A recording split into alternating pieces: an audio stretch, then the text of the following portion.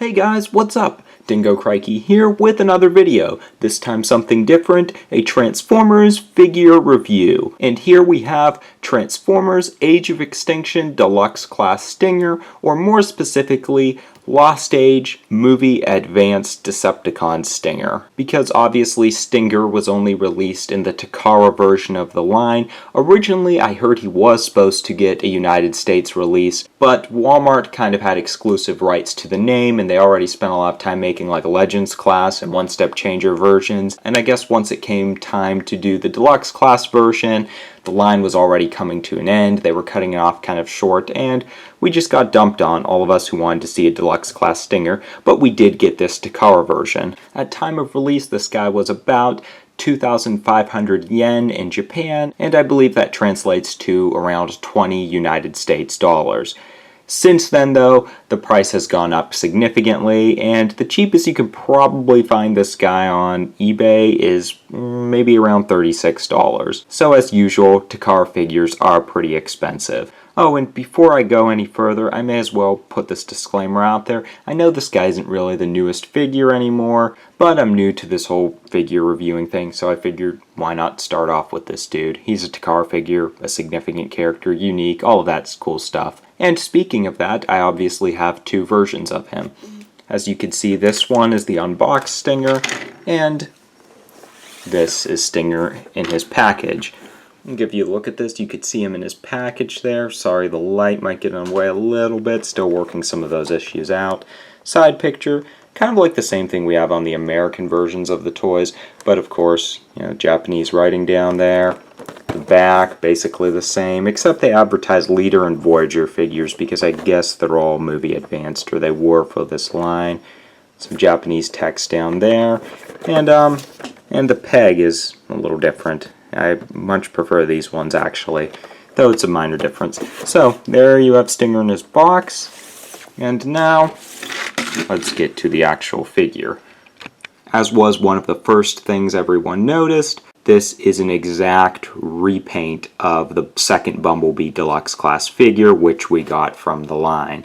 He does not have the correct car mode, any remolding. He is the exact same thing as Bumblebee. With that said, I think they did a pretty nice job with the paint job to kind of mimic his appearance in the film. I'll give you a look around.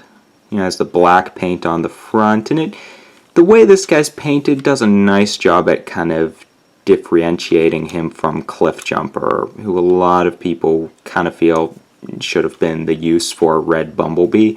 But, I think this guy works out pretty well for it, and it does fairly represent his movie counterpart, while not perfectly.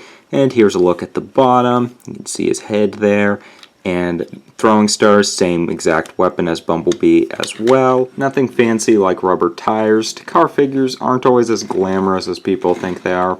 Still pretty cool though. And since I'm starting to do these reviews, it's always an important thing when I'm looking at new figures. I figured I'd bring out both deluxe Bumblebees for comparison. Obviously, this one, the exact same thing as Stinger, and this, the car Bumblebee had in the beginning of the film.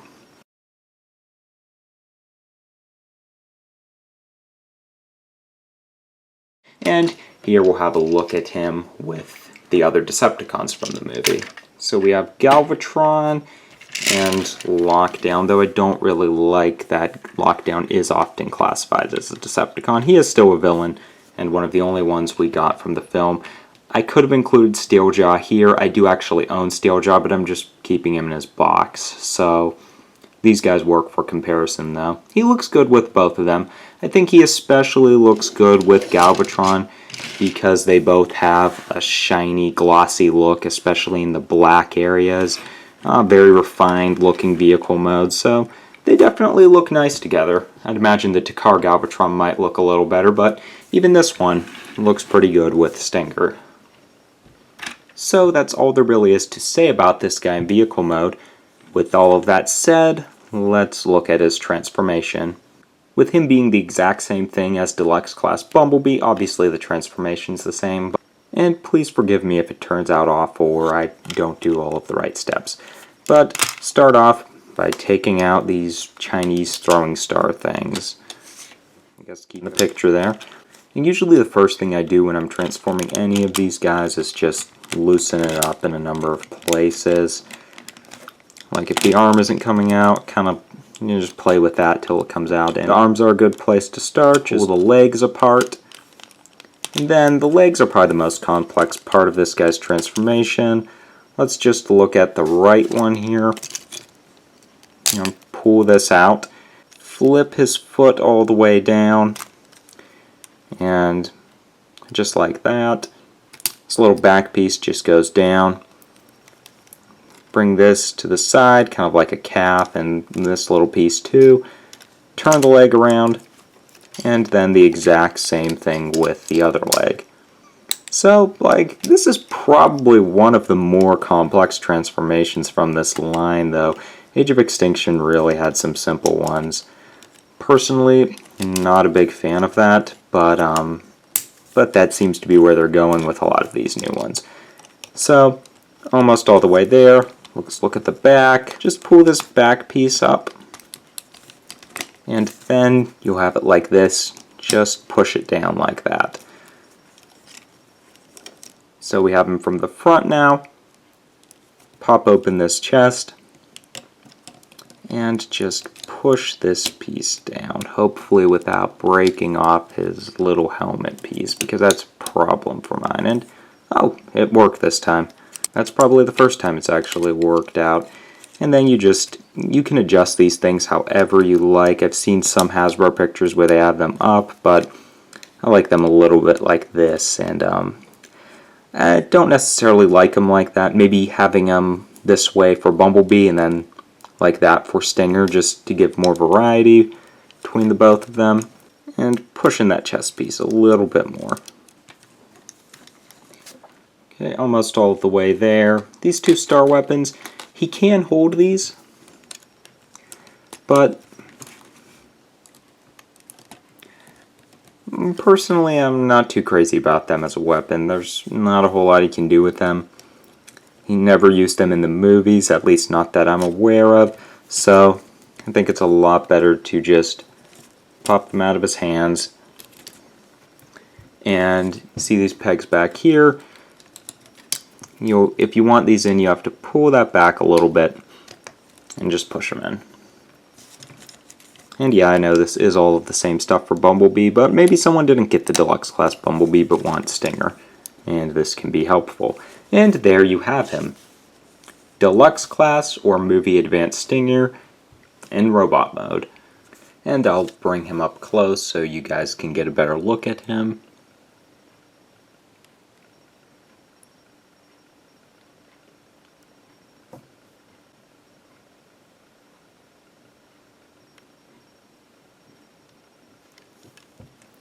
There, do a quick 360. You can see this guy as far as colors, red, black, he has some gray thrown in there. And in my opinion, all of the colors go together pretty nicely. Even the green on the eyes, it adds a really nice contrast. Personally, I'm a big fan of bright red and bright green together if they're done correctly. I mean, even his paint placements, other than some of these details on the arms, are pretty much the same as Bumblebee, but he does do a nice job representing Stinger, and I think outside of getting a new mold for him, this is the best we're going to get as far as color and design. And pretty much, he is the same thing as Bumblebee. He kind of was in the movie outside of, some of the car details. But what I was actually hoping they would do is just to take the same design and make two separate molds off of it. They have done that in the past. I kind of predicted they wouldn't do that with Stinger. Oh, and I guess I should mention, in case you can't really see it, there is a little bit of blue there in the headlights. But I think that's the only blue he has on him, other than the windows of the car being kind of blue, and that's pretty much the same placement of colors as Bumblebee has. As far as articulation goes, you can pivot up here. Nothing's really on a ball joint with this guy other than his head, so you don't have to worry about any of it getting loose. You can pose him as much as you want. Knees, I don't really like how big his calves are because it doesn't allow him to sit, but maybe I'm weird for wanting my Transformers to sit. He can also rotate at the knee. As far as the arm goes, he technically has a full range of motion, full 360, but it's kind of hard to get around when you have the throwing stars in the back. So just keep an eye out for that. Arms, they can extend out a little bit, enough for posing purposes, but it would still be nice to have a little bit more. Elbows bend, they also have rotation. No wrist swivel, that's kind of becoming a new norm for Transformer toys, which is definitely unfortunate. As far as the head goes, it's on a ball joint, has a full range of motion. So you can see, you can look up, you can look down, and you can kind of do some of that in other positions as well. Overall, this guy was pretty standard as far as articulation goes, maybe a little better than a lot of the newer figures. And you could see him having some problems with the eyepiece here. I'll get into that a little bit right after I go over the gimmicks. Obviously, I showed the throwing stars, prefer to keep them back there though, and he has the same hand cannon as Bumblebee. It's a very simple gimmick, but I think it's a really, really cool one. It does look a little bit awkward from the side when the gun is out, but when the cannon's in, it looks great. Now, as far as the headpiece, what I was talking about, my Stinger, the one I opened, actually has some problems, as in it's very loose up here. And I'm figuring some other people have had this problem either with Stinger or with Bumblebee, probably more particular with Stinger, that if this is pushed all the way back on my Stinger, like it's supposed to be, it won't stay down. And you see the awkward Bumblebee head. Clip jumper head, I guess you could call it. That was really concerning to me at first because this was a figure I was really looking forward to. But if you're having this problem, I do sort of have a fix for it. I'm sure it would be better to use glue or something, but basically what I do is take this little piece off. You don't want to lose this because it's small, it's fragile, and don't step on it either. And you just kind of nudge it on the front. And it, you know, there's a little bit of a gap there, but it kind of shows it looking like that on the instructions anyways. It does give him the look. It completely covers the Bumblebee eye unless you bring it up like that. So basically what I did there is I pulled the piece off and I pushed it in from the front instead of the top. And unless you tamper with his head too much, it holds pretty well. And in my opinion, it looks pretty good. Let me know if any of you guys who've had this figure have had that problem or you've heard about people with it. And hopefully that can help them. So while the helmet, if you can get it working right, does look pretty cool, it would have been very nice to actually have a remolded head, especially since we didn't even get the car remolded in any way. But still, what they did here with the helmet and the paint is a nice substitute. Let's bring in the two Bs for a comparison. So, there you have both Bumblebees with Stinger. And despite Stinger being a Takara figure, he fits in with them just fine. And there's another angle if you're interested in seeing more of a size comparison, though there's not a whole lot to show. So let's compare Stinger, size, and other features with the other Decepticons. And there you have Stinger in size comparison with the other Decepticons. With Galvatron, he looks really good. As far as Lockdown goes, we never seen them really in the same scenes, but I'm sure Lockdown wouldn't be this short compared to Stinger. I was really hoping we would get a Voyager version of this guy. But as far as Stinger goes, with Galvatron, who's the main guy he should be compared with since technically they're the only two Decepticons, he does look pretty good.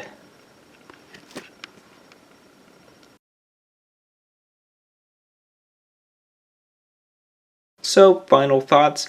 I'm really happy with my movie advanced Decepticon Stinger. Would it have been more accurate to have an actual remolding for the car? Yes, and it certainly would have been nice to have a Hasbro release of this guy that didn't cost as much money. But I think for what we have, Takara did a really fabulous job on Stinger, and I'm happy with him in my Age of Extinction collection representing that character from the film. Is he worth the money? Honestly, that's up to you. But if you're looking to complete your Age of Extinction collection, one Takara figure isn't going to really hurt that much. And because of the low amount of characters in the film, especially with the shortage of Decepticons, this guy's kind of essential. That's just my thoughts on it. You guys can leave what you think in the comment section below, whether you own this figure or you don't own this figure. What are your impressions of him? Also, tell me what you think of this review. Do you think some things like the lighting and the background could be improved? Would you like to see something else in the video review pertaining to the figure? And just please give me advice for these or tell me what you would like to see. I'm not going to be offended by it. I'm really looking for that feedback because I'm new at this. And also, drop off any suggestions for future Transformers figures review. I'm definitely interested in doing more, and especially looking into more Takara exclusive figures. Anyways, that's all I have to say for this video. Stay tuned for more regular Transformers news and commentary, hopefully new Transformers figure reviews. That's all for this one. Thanks for watching, stay tuned, and have a good one, guys. See you soon.